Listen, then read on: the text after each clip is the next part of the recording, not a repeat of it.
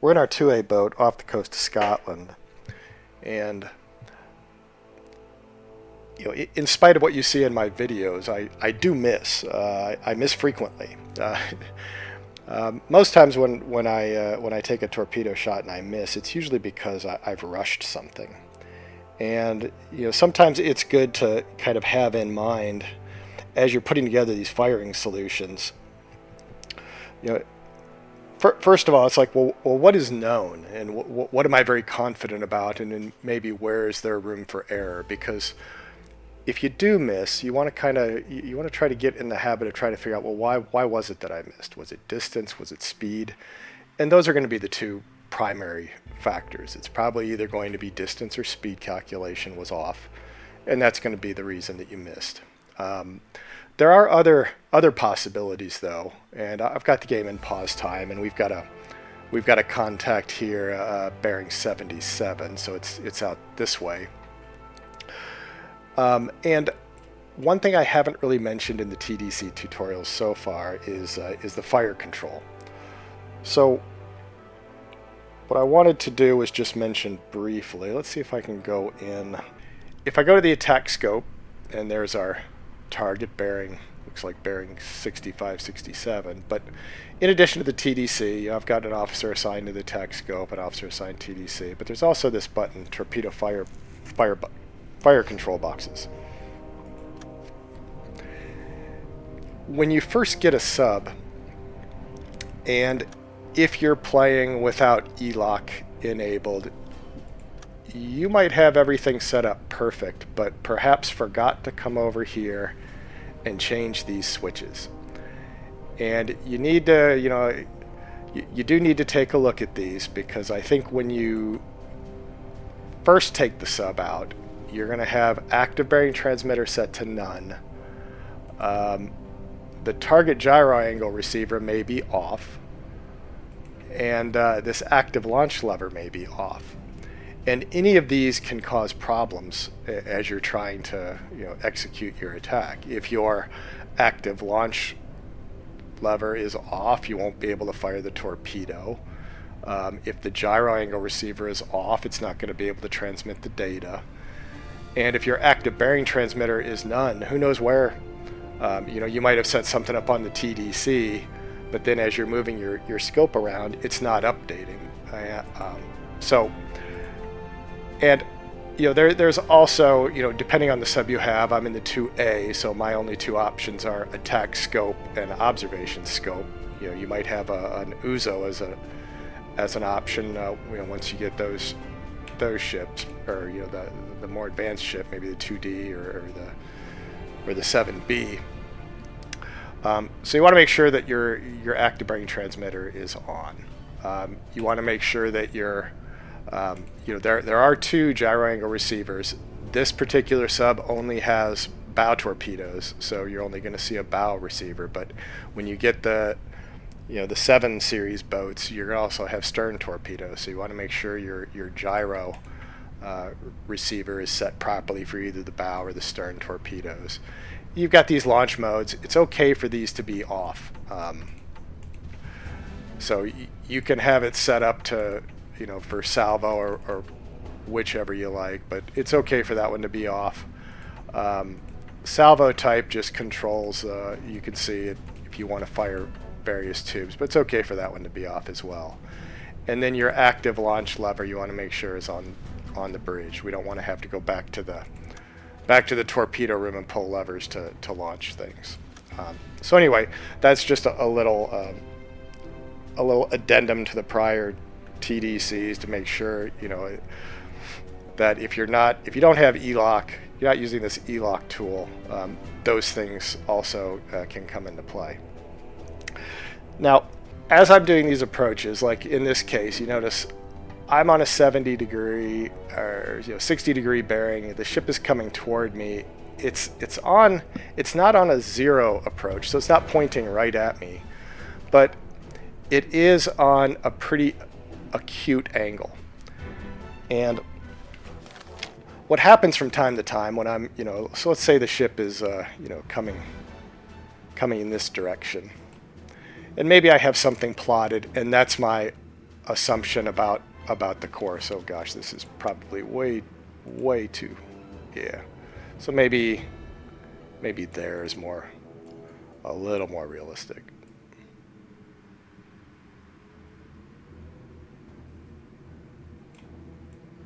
So we'll assume we had a course something like that in mind, and we think we're set up on the perfect perpendicular. But the reality of it is, as I'm approaching, I think I have 1.9 kilometers to prepare, and I'm adjusting my speed.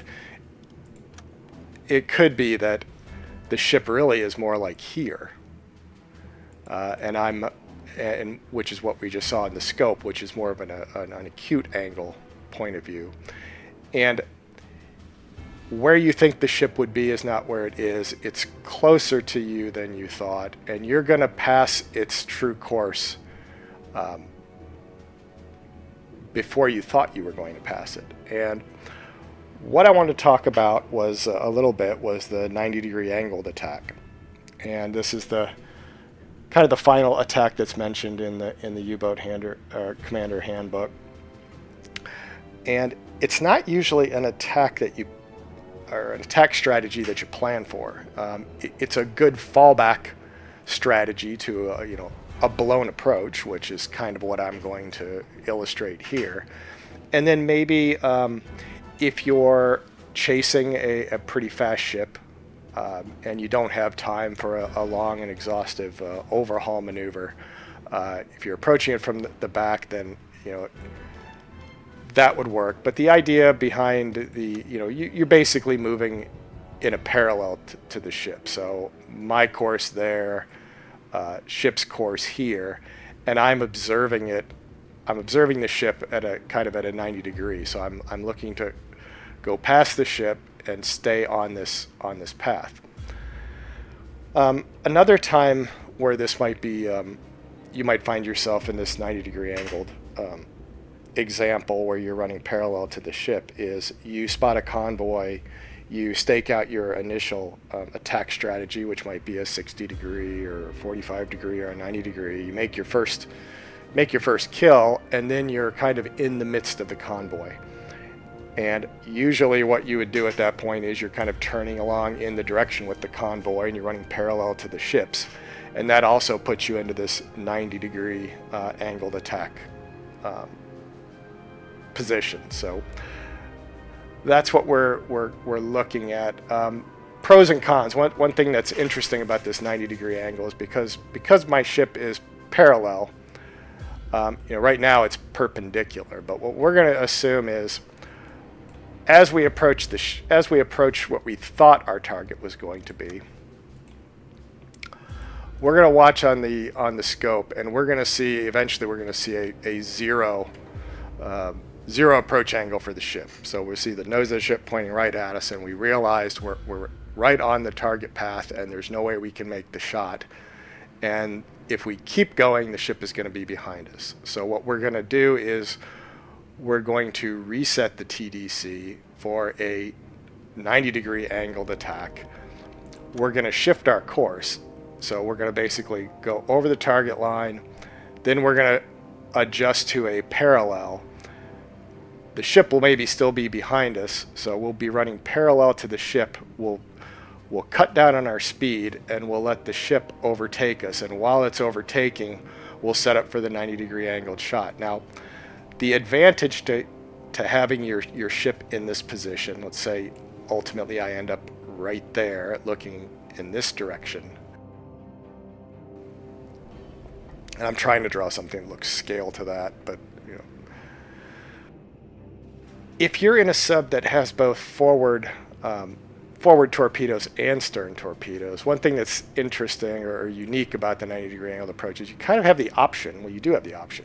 You can shoot from either bow torpedo or stern torpedo. So there aren't any other approach angles that give you this capability. So if I had stern torpedoes at this point, I might consider turning to the stern torpedo and taking the shot. Maybe the ship comes and it's here.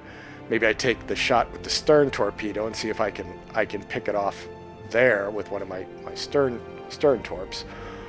And if that torpedo results in a dud or I just completely miss, I have another option that I can switch to bow torpedo and take another shot again.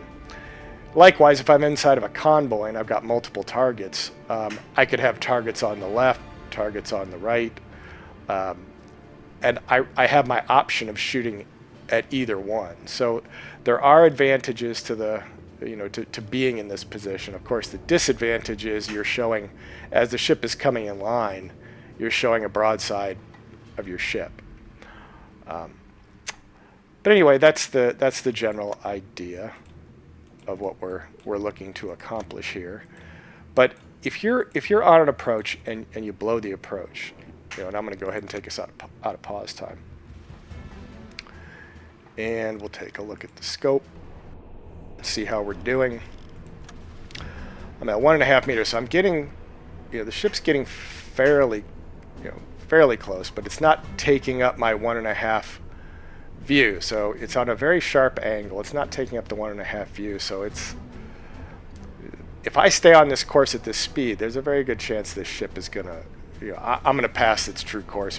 If I'm watching the where the ship is here, where it says ship propeller bearing 78 degrees here. If I'm on Excel time and I see that number is growing, of course it's not right now. Let's see. Whoops. See how we're doing. 79. I'm going to stop. All engines stop. For a little bit. Let the ship get a little bit closer.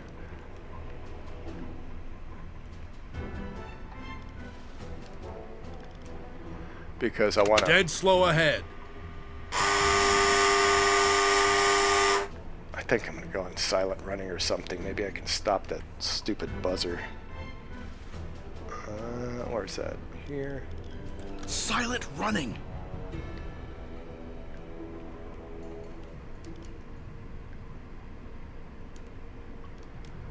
We can just... Half ahead.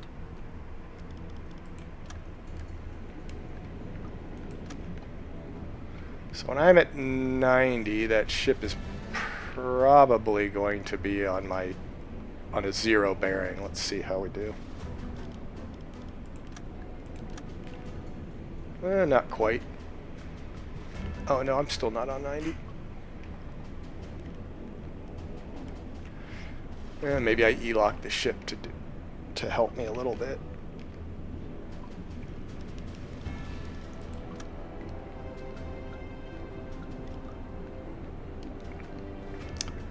So right about there. So now I see the 0 bearing and I realize, oh, I'm on the ship's true course. If I go back, and this is a method that people use, if they don't want to use my, so here's what I was expecting, right? And the reality of it is, oh, well, the ship actually is here. So I've blown that approach. So what we're going to do is we're going to continue past.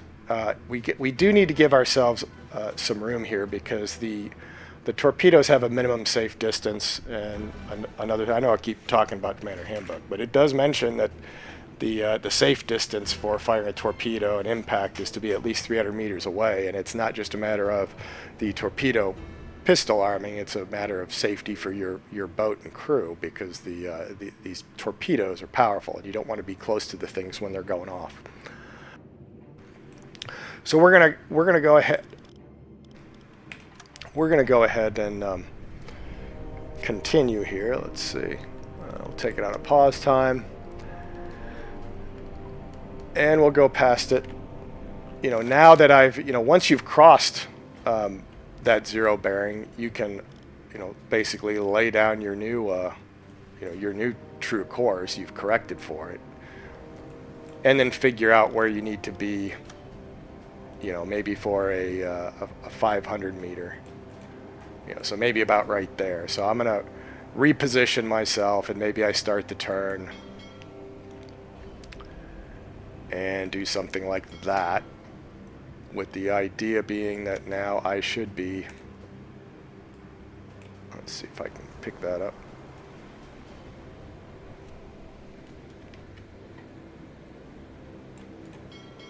Ugh.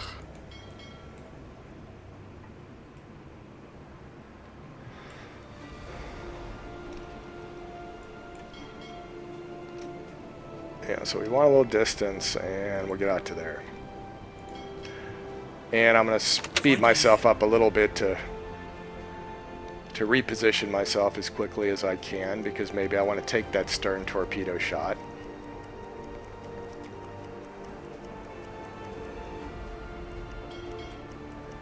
And we'll put ourselves right about there. So now we're moving in parallel.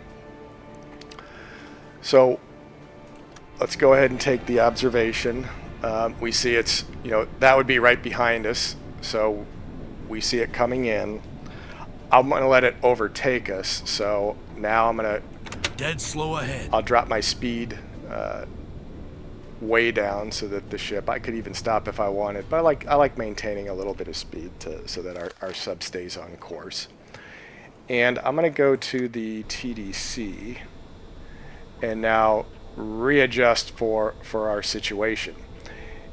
And because I know that ship now, and I'm going to go ahead and take the E-lock off, I know the ship is going to be on a 90-degree angle on bow when I'm looking at 270, right?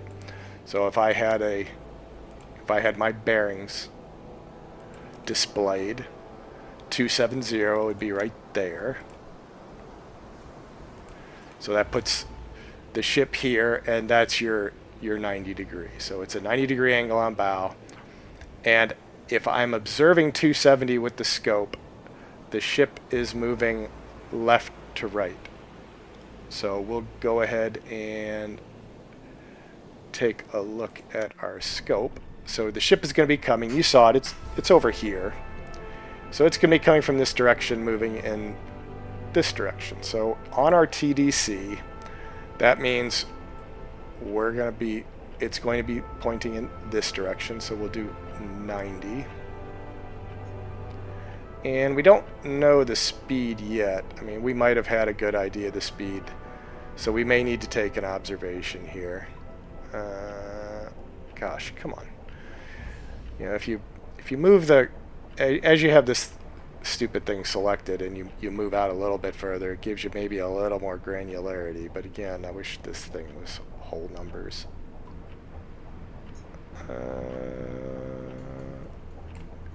That's close enough.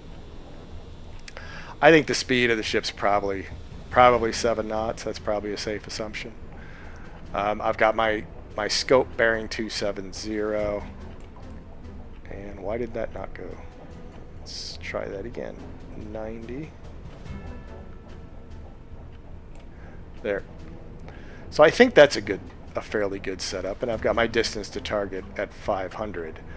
Now, one thing about these high gyro angle shots, because we're gonna be taking a shot now where, and I'll pause it just for a moment. The torpedo is going to go ahead and, it's got to run, and it's going to come out in front of the ship, and then it's going to make its gyro turn. But it's going to have, parallax is going to come into play here. And, I've explained parallax before, but, this is a very, specific case. I'm observing here, and I say, okay, the ship is at here it is it's only 300 meters away. If I put in the parallax as 300 meters and I want to hit the ship there, the torpedo is going to come out and it's going to take this angle, and maybe it gives it a little bit of a lead.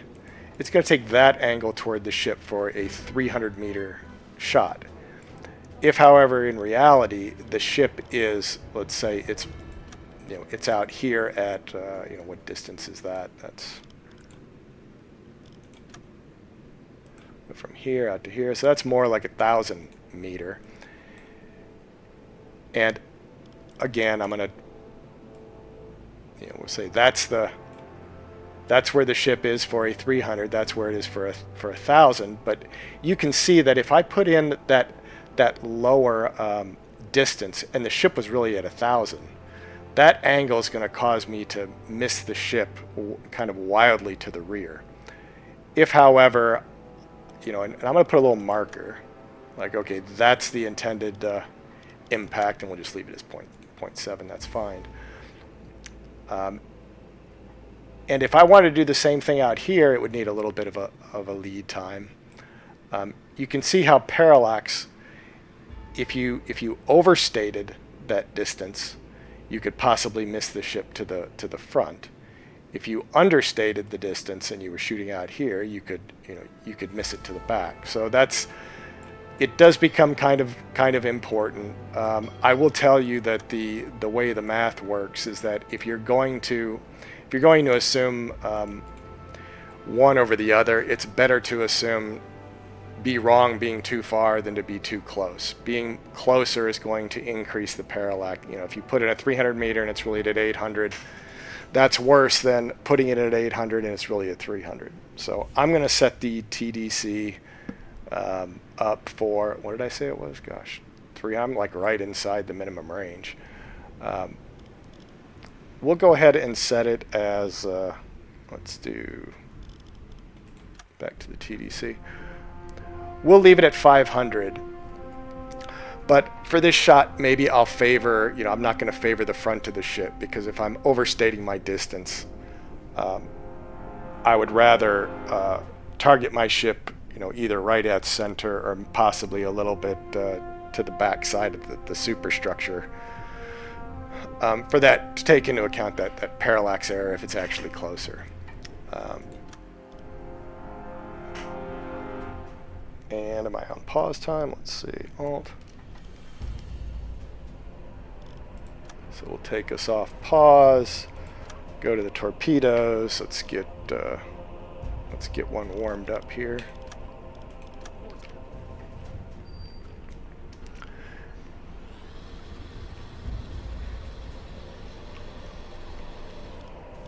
Yeah, super close.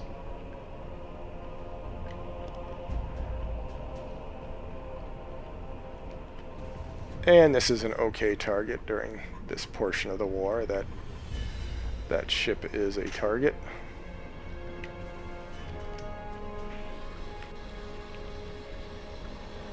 Or if it's not, it's about to become a target. Not redoing the video for a British vessel.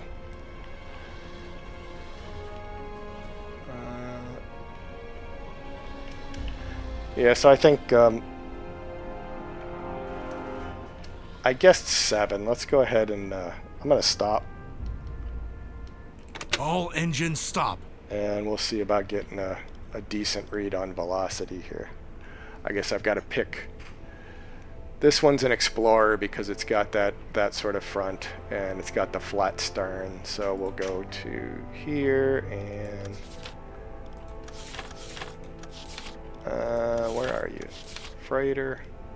It's not a Bell. It's the Explorer. And let's go ahead and use our chrono. Whoops. Try that again.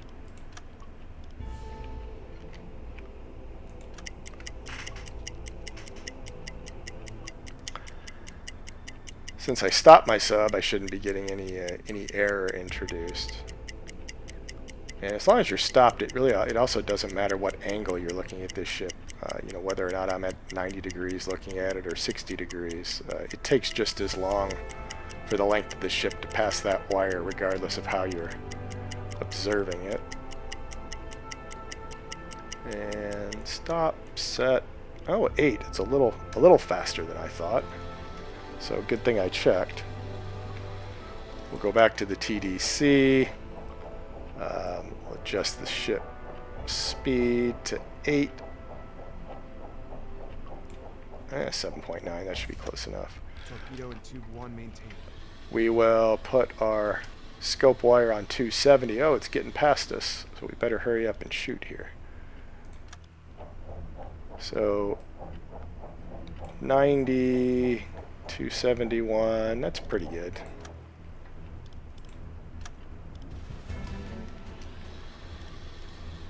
And we're a little bit off at 290. This should have been like maybe a 110. But it should work. I'm gonna wait until it passes the stack. Fire. 40 seconds till it. And let's see how we did here. There it is. It's making its turn. Oh gosh, it's hard to see it. Did I lose it? I'll try again. I think I lost it. 20 seconds. See if I can pick it up. 10 seconds to win.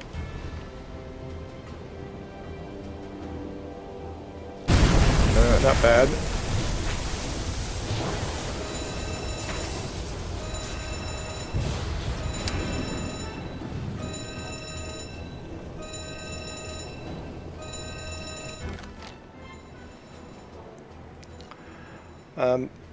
Now, let's assume we're in a convoy and we made that hit. The other thing that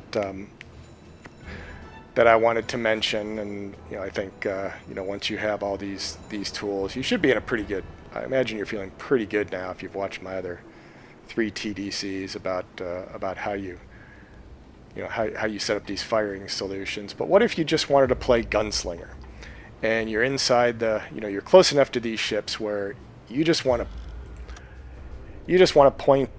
point your scope in a direction and shoot. Well, all you need to do at any point in time is jump over to the TDC and set your speed to 0. When you do that, you then enter kind of manual firing mode, and wherever you're pointing your scope, you just put it on the target and fire. Now, if the target is moving, you'd have to lead the target a little bit, and you get a feel for that, and where you think it should. If the ship's moving this way, maybe you lead it and you shoot out this way to try to hit it. That can sometimes be helpful when you've got destroyers circling you or whatever, and you just want to get off a snapshot as quickly as you can, and you're in relatively close quarters. So anyway, you just take the 0, and then likewise, maybe you go into a harbor and there's stationary ships. Anytime there's stationary ships, you're putting yourself in this 0 knot mode, and just taking the shot based on where you're aiming the scope.